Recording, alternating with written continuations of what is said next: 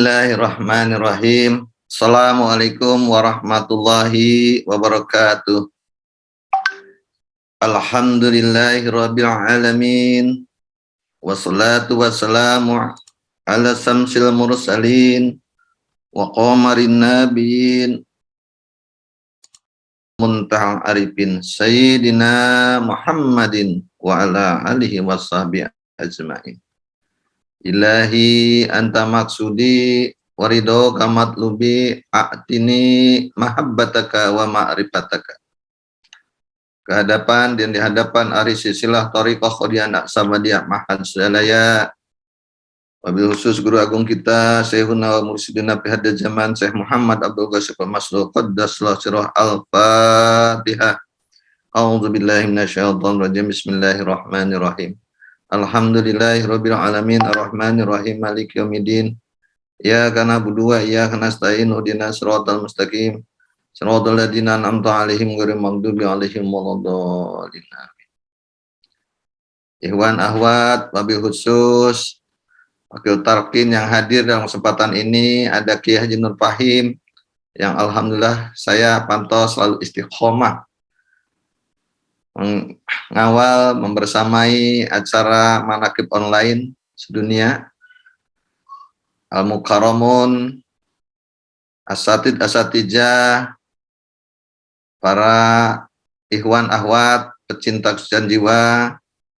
Hadir dalam kesempatan ini ada Gus Panji yang istiqomah, alhamdulillah, ada Ustadz Dedi, Ustadz Tata, ada Ustadz Kusnadi, Bu Mulyatmi, ada Pak Soleh, Bu Kanti, Bu Wulan, ada Bu Neni, Bu Kartini, ada Bu Eli, ada Pak Sarmita ini, alhamdulillah.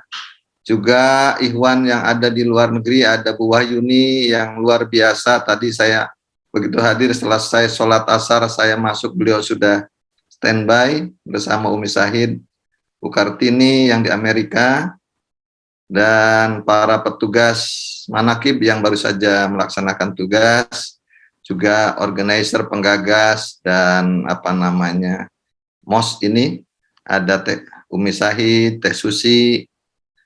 Semoga kita semua dengan limpahan karomah pangresa Abaos dilancarkan semua urusan kita, dimudahkan semua urusan kita, diberkahi semua urusan kita, semuanya, selamanya, segalanya. Al-Fatihah.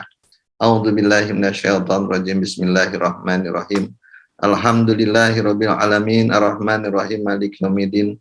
Iyyaka na'budu wa iyyaka nasta'in ihdinas siratal mustaqim siratal ladzina an'amta 'alaihim ghairil maghdubi 'alaihim waladdallin. Juga kita berdoa dengan wasilah limpahan karomah wa istiqomah pangesaba.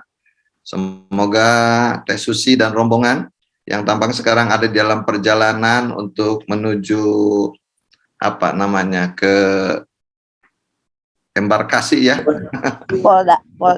Oh, sekarang ke Polda dulu ya. Polda langsung ke Bekasi. Nah, baru ke Bekasi. Semoga kita doakan bersama.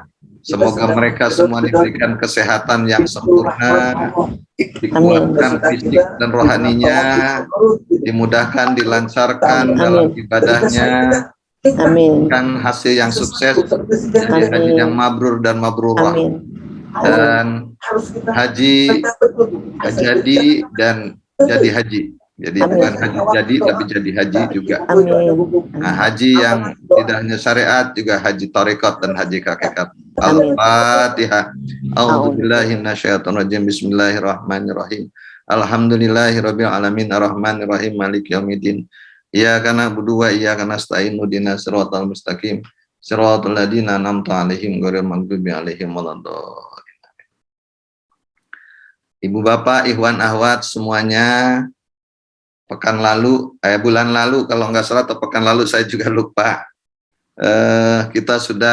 saya bersama Bapak Ibu, kita membahas tentang mengenal Thariqah Qadiyah Naqsabandiyah asal usulnya ya.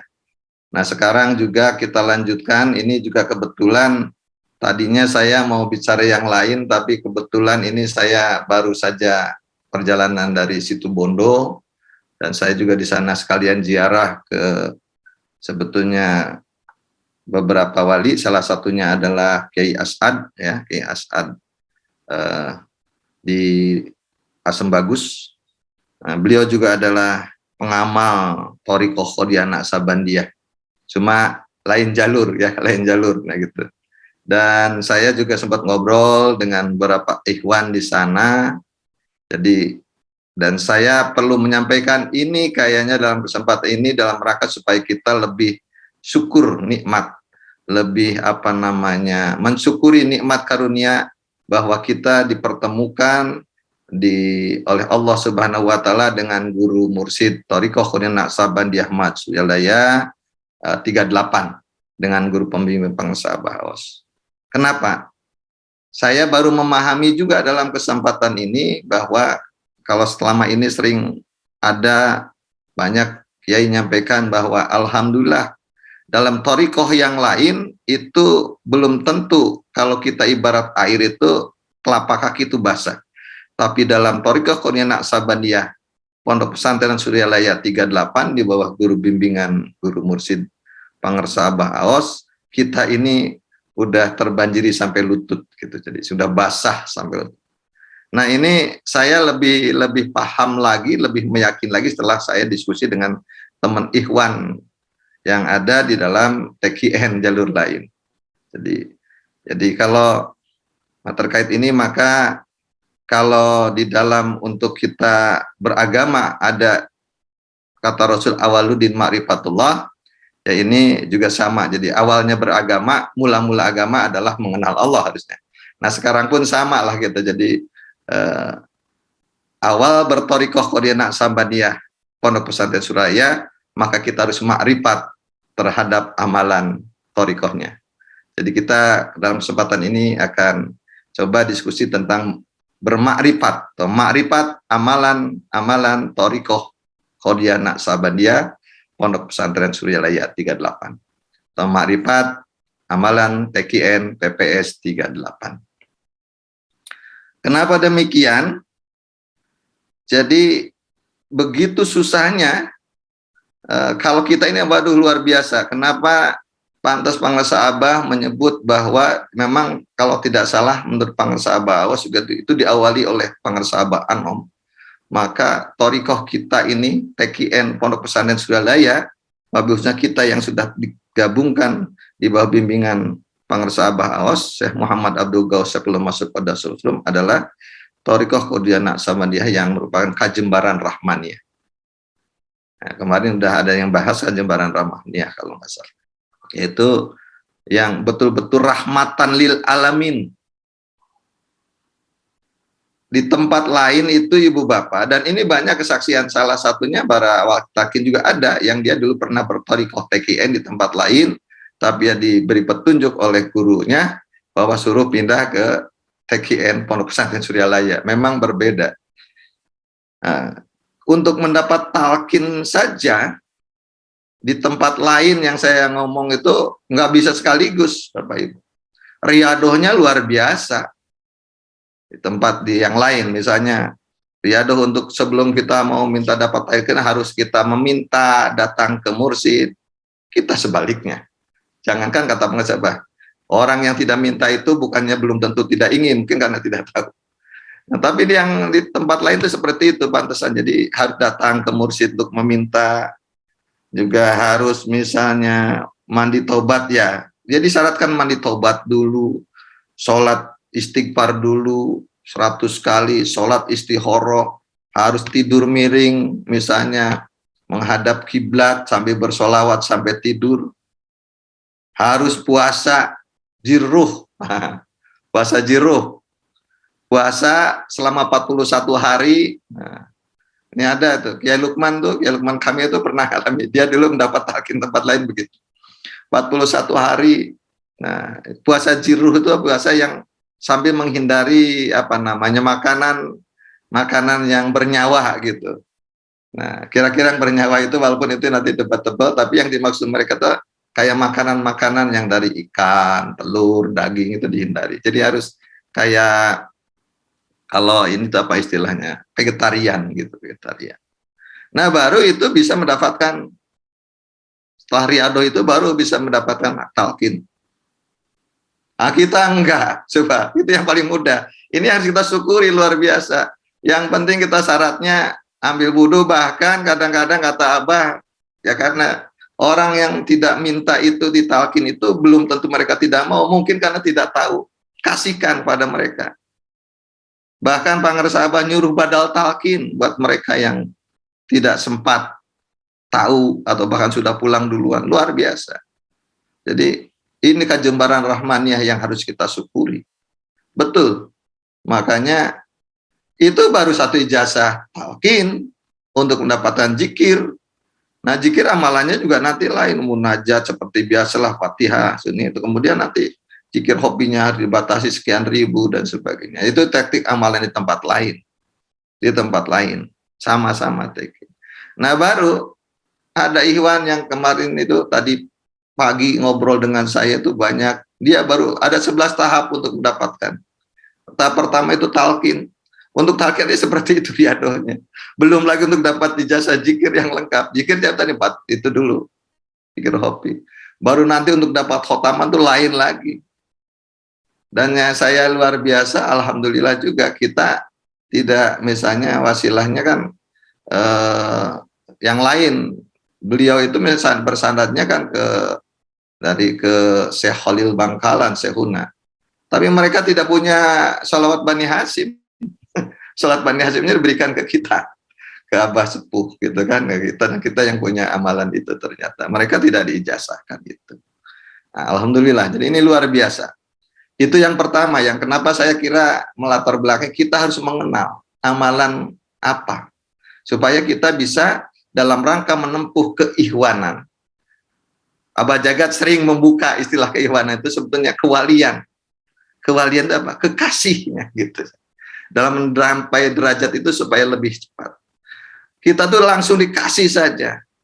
Ya, datang tidak minta juga, bahkan udah yang penting wudhu gitu kan.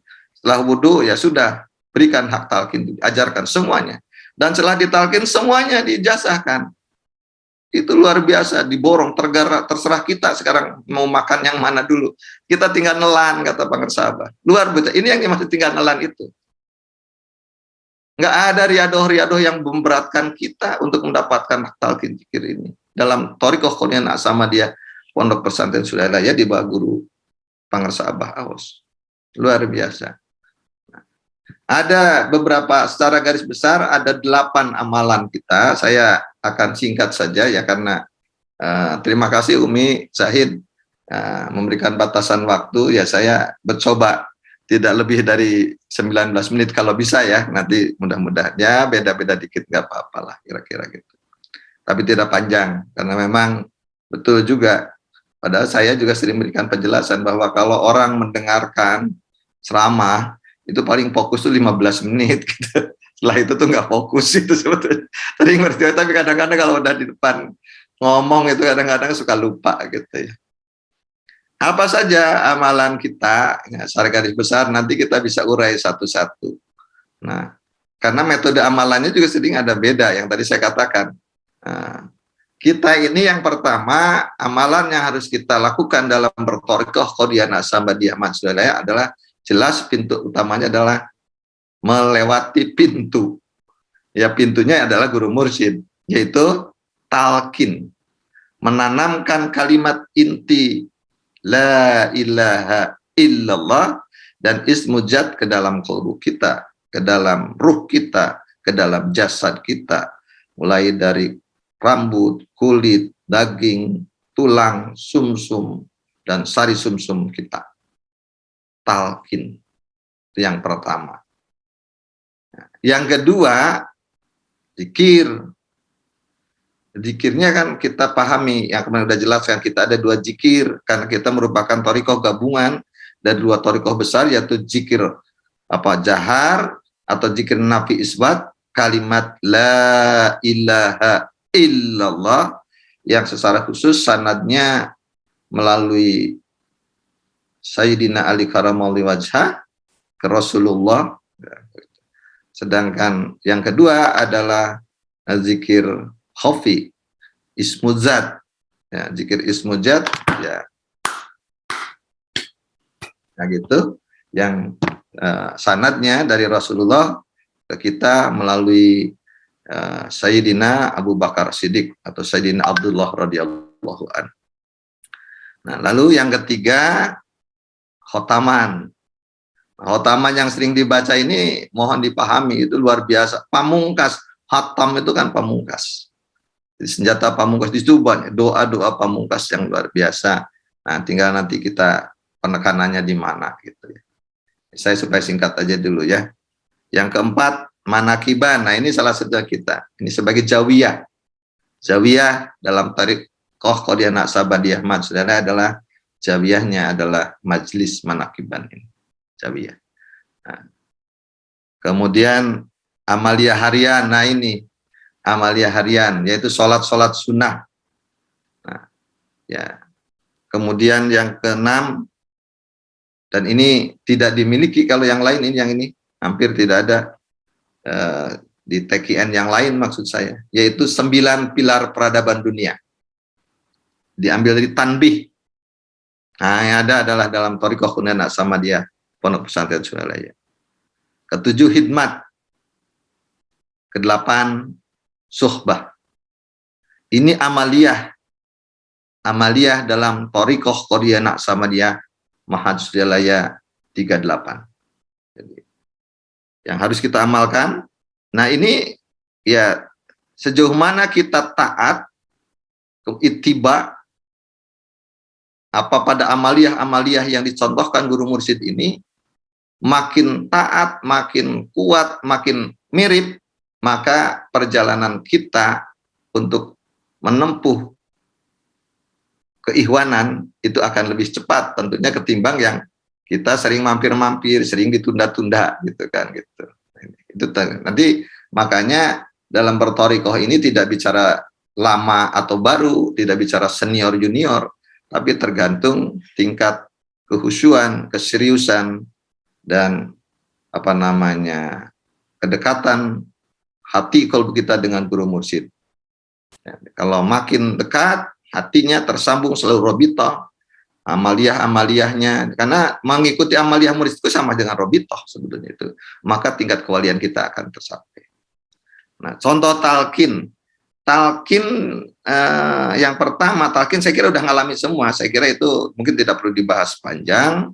Talqin ini ya penanaman, tapi yang punya hak menanamkan talqin adalah mohon dicatat ya. Ini mengingatkan terutama yang baru.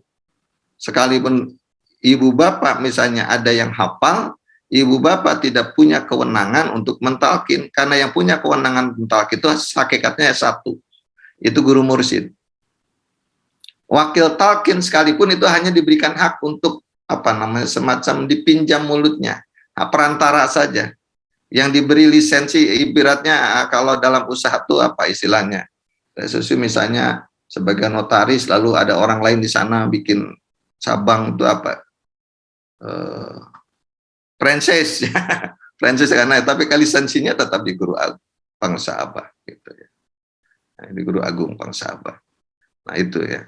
Dan tahapannya ya karena sekarang kan karena dengan adanya media IT, maka kemudian proses talqin itu kan bisa tersebar, semua bisa belajar, tapi haknya adalah tidak bisa. Jadi nanti harus supaya nyambung, karena yang mentalkin itu ada menyambungkan ruh sebetulnya.